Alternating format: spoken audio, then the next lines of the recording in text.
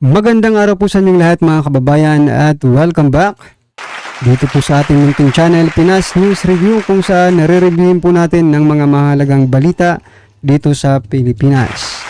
Mga simpleng komento sa mga issue dito sa Pinas. At eto nga mga kababayan, kapapasok lang senatorial slate ng bagong Pilipinas. Ayan na, inanunsyo na. Nako. Diretso sa inodoro ang lahat. Ito mga kababayan, ito nga po sila. Yan na po yung senatorial slate, no, mga candidate ng administrasyong ito. Yan mga kababayan, isa-isahin po natin ang mga ito, no? At bigyan natin sila ng reaksyon or komento kung ano ba talaga, kung deserve ba nila or hindi, di ba? Na maging senador uli or maging senador. Pero bago natin simulan yan mga kababayan, kung bago ka pa lang at di pa po nakapag-subscribe sa ating munting channel, please don't forget to subscribe at i-click na rin po ang bell notification para updated ka po sa lahat ng ina-uploads nating reaction video. So yan mga kababayan, eto, simulan po natin dito, no? Nako, talaga naman. Eto, mula po ito sa politiko. Isang pangalan na lang ang kulang. Find out the 11 politicos reportedly running for a senator under bagong Pilipinas slate. Nako, yan, palakpakan po natin ang mga ito. Eto mga karibin natin, palakpakan po natin. Nangunguna, Senator Revilla. Nako. Senator Bong Revilla. Isa po siya sa magiging kandidato ng administrasyon. Nako. Ano po ba? Ano po ba ang tingin ninyo dito kay Senator Bong Revilla? Isa ba siyang deserving na maging senador ulit? Sa palagay niyo po. Ang naiisip ko po kasi pag nakikita ko po si Senator Bong Revilla, naiisip ko po si convicted Senator Jinggoy Estrada. Kasi partner in crimes po sila, di ba? Sabay po silang nakulong doon sa pork barrel scam. Nako. Elect pa ba natin si Senator Bong Revilla? Nako po. Ano po ang inyong masasabi dyan? Eto pa. Senator Pia Cayetano. Kapatid po ito ni ni Cayetano, ni Senator Peter Alan Cayetano, yan. Which is na po yan, si Cayetano, yung kapatid, Duterte po yan dati. Dati po, pero ngayon siguro dahil dito sa kapatid niya, dito na ito sa bagong Pilipinas na. Pangalawa yan. Ito, pangatlo mga kababayan, si Senator Lito Lapid. Nako, tinira po ito ni nung yung namatay na broadcaster, si Kaper si Lapid. Ibinuking po ito. Ano pala ito sa Pogo? Nako.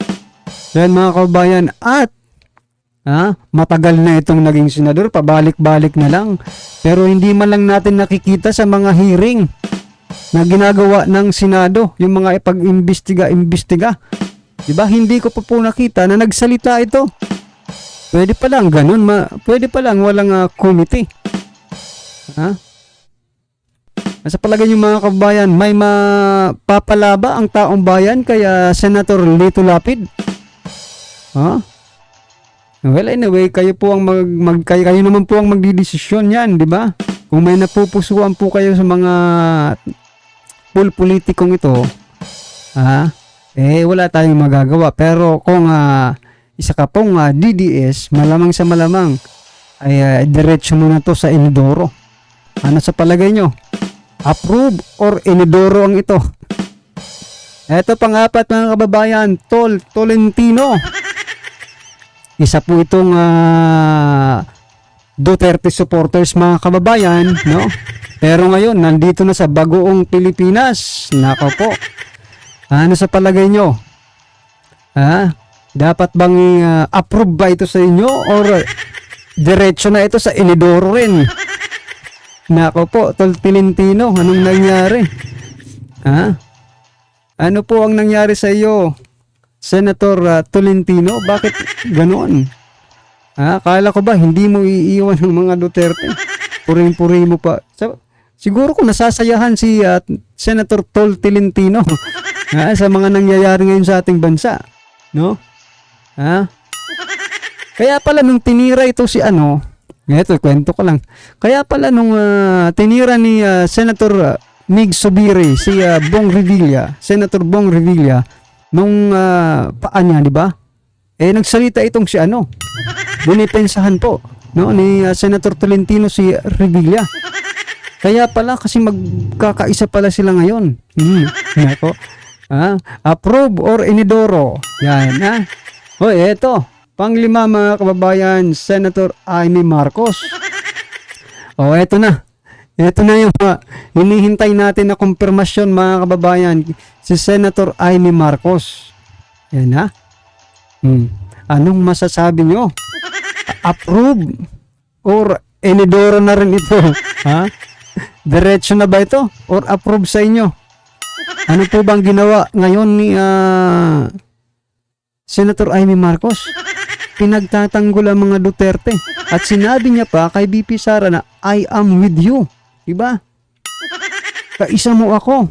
Pero bakit ganon? Nandito ka sa di dapat kung kaisa ka ni BP Sara, doon ka sa kanila magkikipag-isa.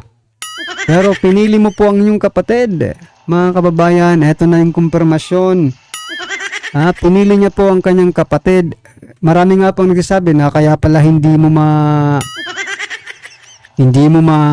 sita-sita or hindi mo mapagsabihan si President BBM sa kanyang mga ginagawa. Ito pala. Ibig sabihin nito mga kababayan, dahil kandidato si Senator Amy Marcos ng Bagoong Pilipinas, ano po bang may tatawag natin dito?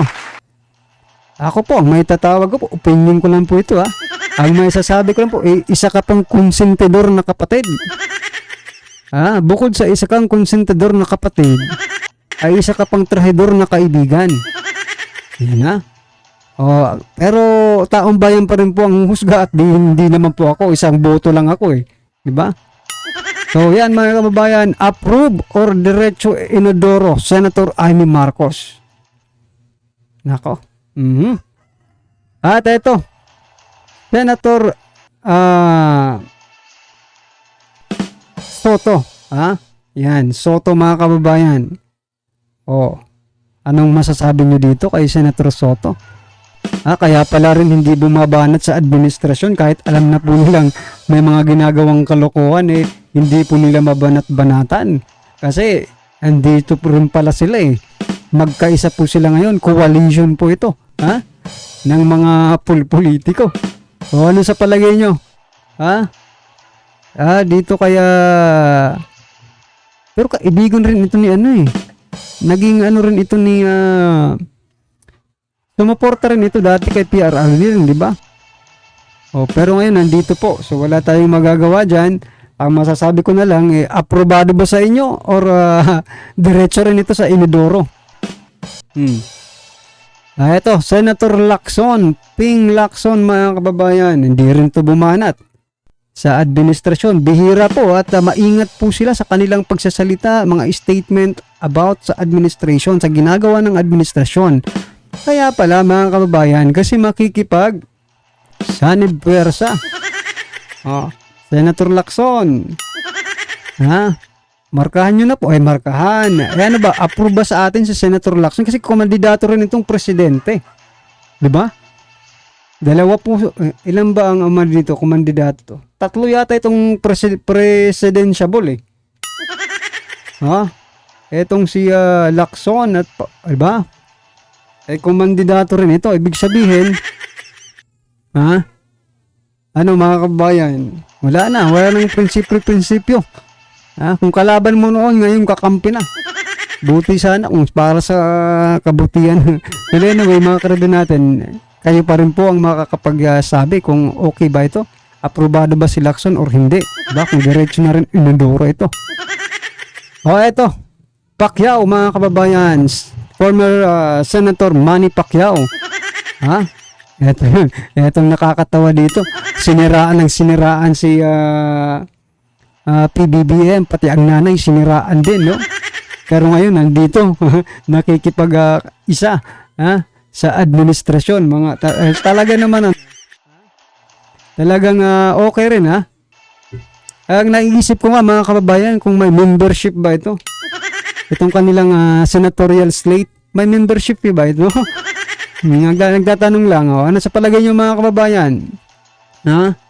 Aprobado ba sa inyo si Senator Manny Pacquiao or diretso na rin inidoro ito? Ito si sunod po si DILG Secretary Abalos. Secretary Abalos mga kababayan ano po ang inyong masasabi? Kaya pala nung unang pag-upo pa lang ni PBBM mga kababayan binanatan na agad nila si General Bantag, no, pa-press ko na agad, papogi agad si si DILG Abalos. Tama po yung sinasabi natin noon, or kung hindi ko man nasabi yon yung ibang vloggers mga kareview natin, pero parang nasabi ko rin to na baka tumakbo ito sa national, diba? Ayan na nga, tumakbo na nga mga kababayan. Kaya pala nagpapapogi. Palagi nga press con mga kababayan, kahit konting lang, press con agad. Sana pinasama mo na rin dito si yung pumalit kay Bantag. Sino ba yun? Nakalimutan na ng taong bayan yun Si Katapang. Diba? Sana si Katapang pinaano nyo na rin kasi pa-press con din yun Sa palagay nyo mga kababayan, approve or inidoro na rin itong si Abalos? Well, kayo pa ang makakapag-desisyon yan, no, mga kababayan. Eto. Susunod naman po si Erwin Tulfo. Nako. Baka magkaroon ng investigasyon sa loto at baka eto rin ang humawak. Kawawang taong bayan dito sa mga Tulfo. Akala ko talaga nung una tutulong po sila sa taong bayan. Pero parang mali po yata ang pagkakakilala natin sa kanila. Kaya pala, ito napansin ko lang ito sa social media. Kaya pala mukbang ito Diba? Tara mga idol, almusal tayo. Yung kinakain niya talagang pang mahirap bagoong, tuyo, diba? Masang-masa po yung kinakain diba? Kaya pala. Well anyway, opinion ko lang yan yung kanyang pag-vlog ng ng pagkain niya. Hindi naman siguro kailangan pang i-vlog yan. Senador kayo congressman kayo representative, di ba? Sabagay. Ang tawag po dyan ay ano po bang tawag dyan? Well anyway, kayo na lang pong bahala dyan mga karibin natin. Naging DSWD secretary din ito, di ba? Ano sa palagay nyo? Approve or inidoro itong si Erwin Tulfo? Last na po ito si Villar. Camille Villar mga kababayan. Ano kaya ito ni Mark Villar at Cynthia Villar. So yan mga kababayan pag nanalo ito, 3 na pong Villar ang sa Senado. Tapos di ba? Tapos si Katon Ying grabe kung makapag-react doon sa 3 Duterte na tatakbo. Di ba? Reaction ni Katon Ying, grabe naman ang sakim sa kapangyarihan. Anong masasabi mo dito sa mga Villar? Isang Villar na naman ang tatakbo kung manalo ito. 2 na po ang manalo. Buti nga sa Duterte wala pang nananalo Tatakbo pa lang dito sa mga Villar, 2 na po yung nakaupo. 1 na lang, 3 na sila. Bakit hindi ito ang sabihin mo, ang sakin nyo naman sa kapangyarihan? Diba? Grabe kayo. Pero ang problema ko lang dito mga kababayan, dito po sa kanilang senatorial candidates, no? Ito po ang problema ko. Itong statement na ito. Kasi nagmula po sila sa iba't ibang ano po silang simula partido, no? Mayroong Nationalista Party, Nationalist People's Coalition, Partido Demokratiko Pilipino at Lakas CND. So ano po bang magiging impact? Bakit problema yan para sa'yo? PNR. Bakit problema yan? No? Kasi ano po sila, galing po sila sa iba't ibang partido. May iba't ibang prinsipyo silang dinadala. Hindi po sila isa. Malamang sa malang ngayong naggagamitan lang ang mga ito. At pag nanalo po ang mga ito, watak-watak na naman ang Senado. Diba? Watak-watak. Kasi magkakaiba sila ng partido, naggagamitan lang dahil panahon ng eleksyon. Sino ang kawawa? Taong bayan. Tayo po ang kawawa, mga karibin natin, pag sila po ang nanalo. Kasi, hindi po sila magkakaisa. Diba? Unlike kung dito ka sa Duterte, straight mo. Puro ano yan. Diba? Hindi po yan mag-aaway-aaway, Duterte eh. Diba? Pero dito, tingnan nyo mga kababayan. Iba-iba po ang kanilang pinanggalingan na partido. Kaya kawawa po ang taong bayan kung sila po ang mananalo. Diba? Magkakaiba po ng prinsipyo dahil iba-iba ang party. O anong masasabi nyo dyan mga kababayan? Ha? Yan ay opinion ko lang yan. Kasi para sa akin, mas maganda sana kung isang partido lang kayo. Para yung desisyon nyo, very strong, very firm, no? Kung ano yung desisyon ng pinuno, yun talaga ang masusunod. Unlike dito, magtatrahiduran pa kayo dito eh. Mga mukha nyo pa lang, tingnan nyo. Mga mukha pa lang ng mga ito, mga trahidor na. Paano pa pagkakatiwalaan ng taong bayan ito kung sila mismo hindi magtitiwala sa isa't isa? Sa palagay niyo po ba itong mga ito nagtitiwala sa isa't isa? Sa palagay ko hindi po mga kababayan. Opinion ko lang. Ewan ko sa inyo kung ano sa palagay nyo. So yan mga kababayan, ano po ang inyong reaksyon, comment or opinion patungkol po dito sa mga tatakbong ito ng Bagoong Pilipinas? I-comment lang po sa baba para at isa lang po ng ating mga kababayan ang inyong pong reaksyon.